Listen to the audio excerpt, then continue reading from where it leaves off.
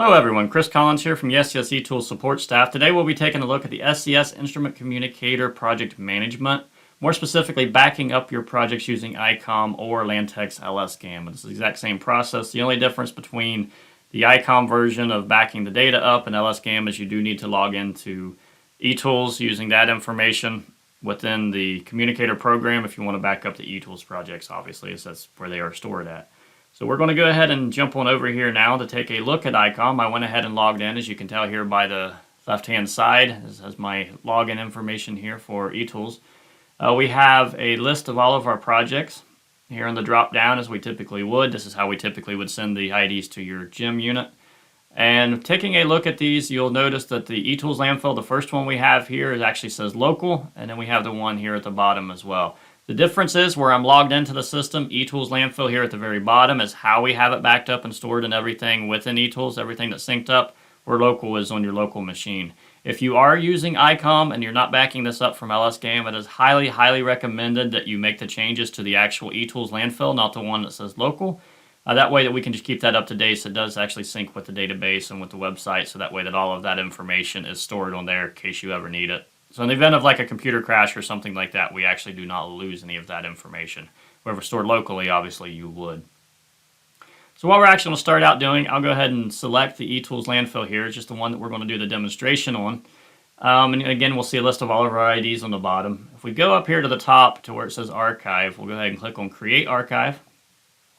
And you'll get this dialog box that'll pop up then. We have under the project section, we have current, so what we currently have selected here on the left. We have all offline, so any of those local projects, as I mentioned, if you have any. All, everything, and none if there's nothing selected here. On the routes, by default, I typically would select none.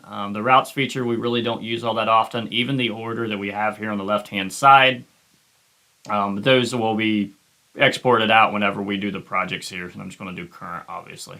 Readings, if you have any historical readings that you need to back up and send to us. Again, if they've already been uploaded into eTools or if they've been transferred into eTools and everything is good there, we don't need any of that information there typically. But in the event that we do, request that you send any of that information, that's how you do that there. So we'll go ahead and we have the current selected. We'll go ahead and click on OK. This will go ahead and ask where you want to save the file to. I've got the eTools landfill backup here. I went ahead and saved this previously, but you would go ahead and type that in, click on Save. Once it is actually saved within the application, or on your computer, excuse me, you actually get this file right here. And you can see here on your desktop, the eTools landfill backup.gam. This is the file that we actually use in order to sync up into eTools. So if we ever request that you actually send that information in, this is the file that contains all of that information. And then we can actually go from there and import that into eTools.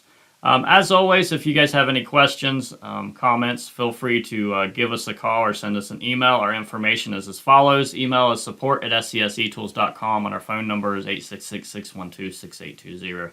As always, if you do give us a phone call, please leave a message with your name and number and just a quick little brief summary of what it is that you want to discuss so we can ensure that the right staff member can get back with you to be able to help you answer your questions and help you out with your issues there.